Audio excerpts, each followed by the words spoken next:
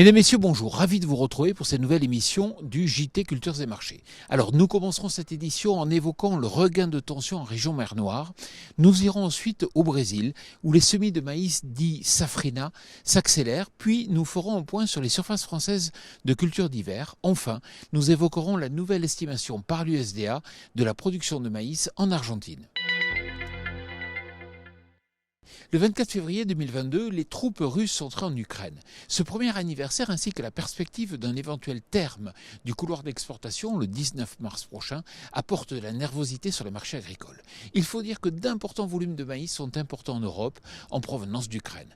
Un approvisionnement bien fragile qui peut faire flamber les cours en cas de rupture. Et cela sans même parler de l'appui de la Chine à la Russie qui semble s'affirmer, mondialisant un peu plus le conflit. Freinés par les pluies dans le nord du Brésil, mais aussi par les retards pris par les récoltes de soja, les semis de maïs safrina s'accélèrent enfin. Mais attention, à peine 1 hectare sur 2 est semé, contre 67% habituellement à cette date. Compte tenu de la faible récolte attendue en Argentine, les opérateurs mondiaux comptent beaucoup sur les volumes brésiliens. Or, une floraison de fait plus tardive génère un risque accru pour le maïs brésilien, car la période sèche débute dès juin prochain. Suite aux bonnes conditions de semis à l'automne, les surfaces de blé s'affichent en hausse, selon Agreste, de 2% par rapport à 2022. Il en est de même pour la sole d'orge d'hiver qui gagne 3,7% et pour celle de colza qui progresse de 9% entre 2022 et 2023.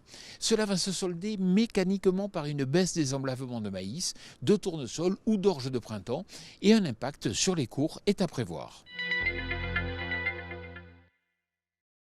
41 millions de tonnes, c'est la nouvelle estimation de la production de soja en Argentine, selon l'USDA, car la sécheresse persiste dans ce pays.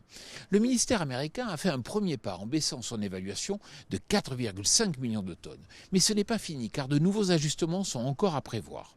En effet, les opérateurs tablent désormais sur une production de 35, voire même de 30 millions de tonnes.